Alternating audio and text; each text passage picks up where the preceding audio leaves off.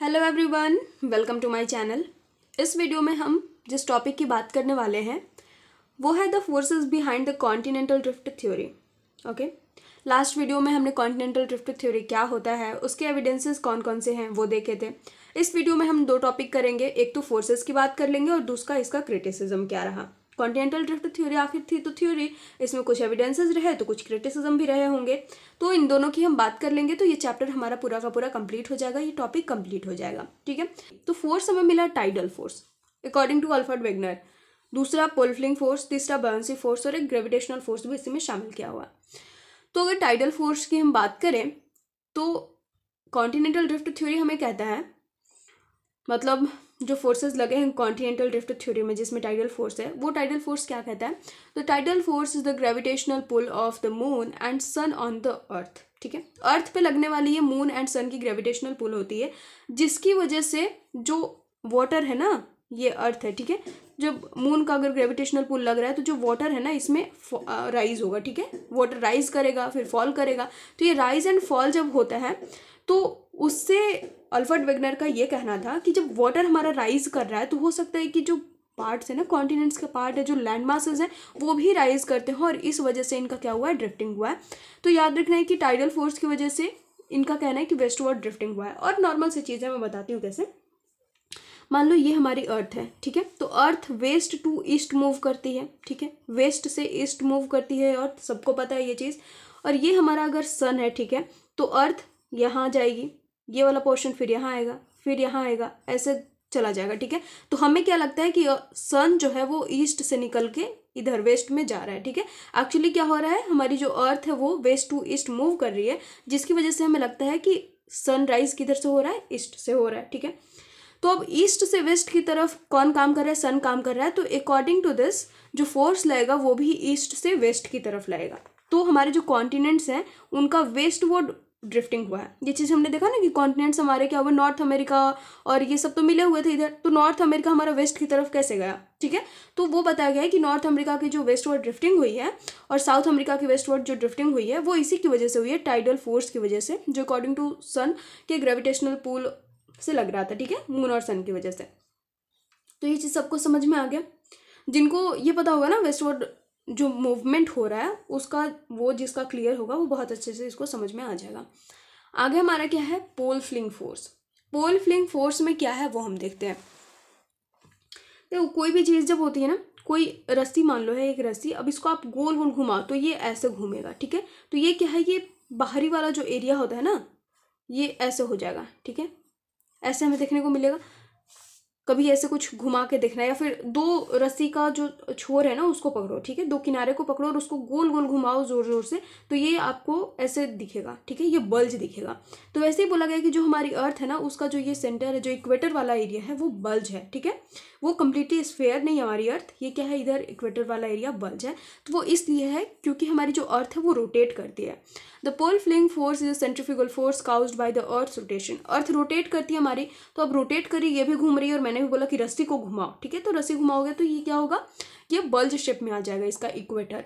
तो वैसे ही अर्थ का इक्वेटर क्या हुआ है, बल्ज हो गया है। इट मीन्स कि इधर की जो चीज़ें हैं, ठीक है, इधर मान लो यहाँ पे हमारे क्या थे, सारे कॉन्टिनेंट्स हैं, तो वो किधर मूव कर गए हैं, इक्वेटर की तरफ मूव कर गए हैं, ऐसा बोला गया। इधर तो थे ही नहीं, इधर ही से मूव किए हैं इक्वेटर की तरफ। चलो मान लेते हैं कि ऐसा हुआ होगा, क्योंकि कोई भी चीज़ जब मूव करो ना ऐसे, तो मान लो यहाँ पे अगर पानी है तो पानी की छींटें इधर पड़ेंगी, ऐसे पड़ेंगी। ठीक है, तो पानी की छींटें इधर मतलब क्या, इक्वेटर की तरफ।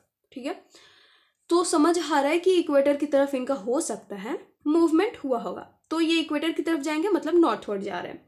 लेकिन अंटार्कटिका यहाँ कैसे रह गया, इसको भी चले जाना चाहिए था लेकिन ये नहीं गया। ठीक है, तो अब क्या ही बात करें, अब इन्होंने ये फोर्स दे दिया तो मान लेते हैं, हमें तो सिर्फ पढ़ने से ज़रूरत है, पढ़ने से मतलब है कि हाँ इन्होंने क्या फोर्स दिया। तो चलो इन्होंने पोल फ्लिंग फोर्स भी दे दिया और बोल दिया कि कॉन्टिनेंट का क्या हुआ है, पोल की तरफ मूवमेंट हुआ है। ठीक है, सॉरी पोल की तरफ नहीं, पोल से दूर, पोल से दूर मूवमेंट हुआ है, पोल से दूर मूवमेंट हुआ है किधर, टुवर्ड्स इक्वेटर, इक्वेटर की तरफ। पोल फ्लिंग फोर्स की वजह लगने की वजह से इन्होंने ये बता दिया। अब आगे हम देखें तो एक है buoyancy force. Ship floats in water due to the buoyant force offered by water. Okay, तो ये जब बाउंसी फोर्स लगता है वाटर की तरफ से तो शिप्स क्या करते हैं, फ्लोट करते हैं। तो इनका कहना था कि ऐसे ही जो हमारे वाटर है ना उसमें हमारे जो लैंड मासेस हैं वो फ्लोट कर रहे हैं और ऐसे ही फ्लोट कर करके क्या है वो ड्रिफ्ट हो गए हैं। ठीक है, तो एक ये हो गया, फिर ग्रेविटेशनल फोर्स भी हो गया, इतना भी लिखो तो काफ़ी है। और आगे हम जब पढ़ेंगे तो आगे है क्रिटिसिज्म। फोर्सेस हमारे इतने ही थे। अब क्रिटिसिज्म में सबसे पहला क्रिटिसिज्म फोर्स से ही शुरू करो कि जो फोर्सेस ये बता रहे हैं ना, क्या वाकई उस फोर्स के लगने की वजह से ऐसा कुछ हो सकता है? क्या ड्रिफ्टिंग हो सकती है उस फोर्स के लगने की वजह से सिर्फ? तो ये बिल्कुल भी पॉसिबल है ही नहीं। ठीक है, हमें क्या पता चलता है कि ये जो फोर्सेस हैं हमारे, ये जो फोर्सेस लग रहे हैं वो बहुत ही ज़्यादा कमज़ोर है। ठीक है, they are not strong enough to move such a big land mass. ये इतने स्ट्रॉन्ग नहीं है कि एक मेगा लैंड मास को मूव कर सके। इन तीनों में से कोई भी फोर्स ऐसा नहीं है जो मूव कर सके।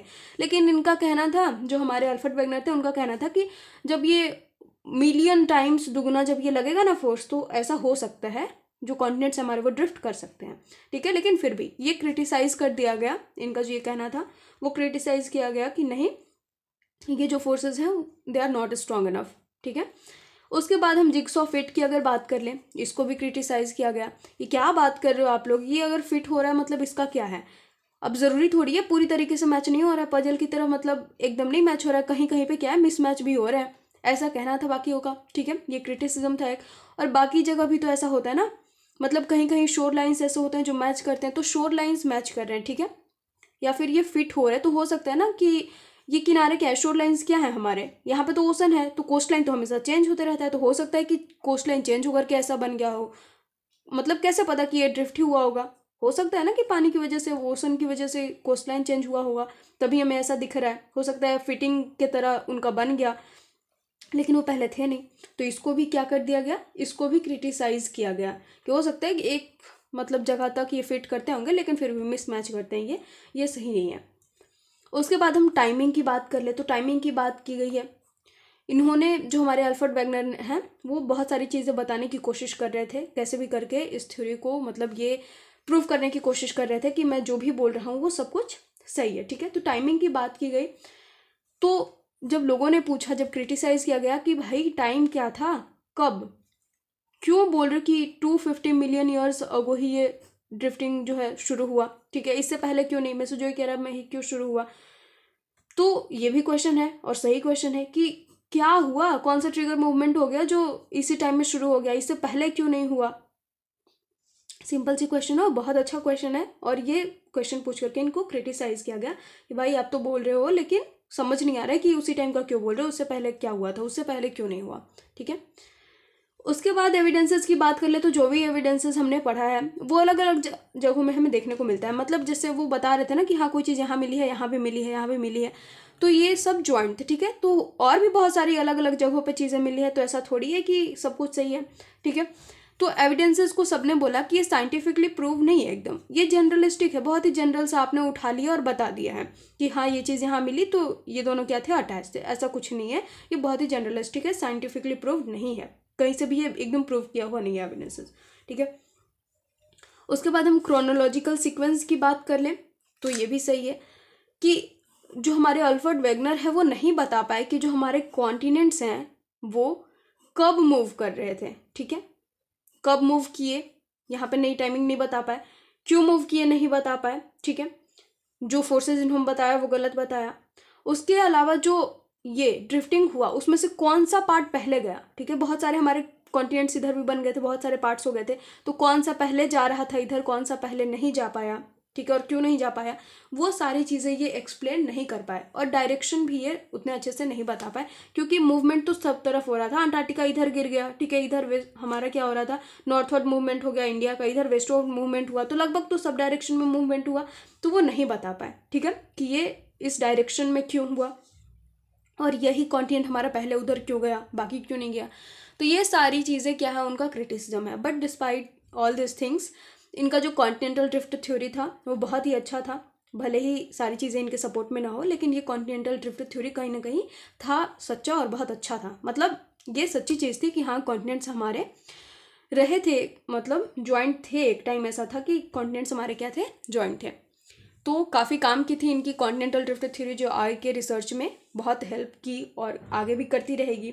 ओके, तो ये था हमारा continental drift theory. I hope आपको समझ में आ गया होगा। कोई भी अगर क्वेश्चन हो, कोई भी डाउट हो कहीं पे, तो आप मुझसे कमेंट सेक्शन में पूछ सकते हो। और कहीं पे अगर कुछ भी गलती दिखे या फिर कहीं पे कुछ भी मिस्टेक दिखे तो आप प्लीज़ कमेंट सेक्शन में ज़रूर बताया कीजिए, ताकि मैं उसको इम्प्रूव कर लूँ। और थैंक यू सो मच। अगर अच्छी लगी हो वीडियो तो please don't forget to like, comment, share and subscribe.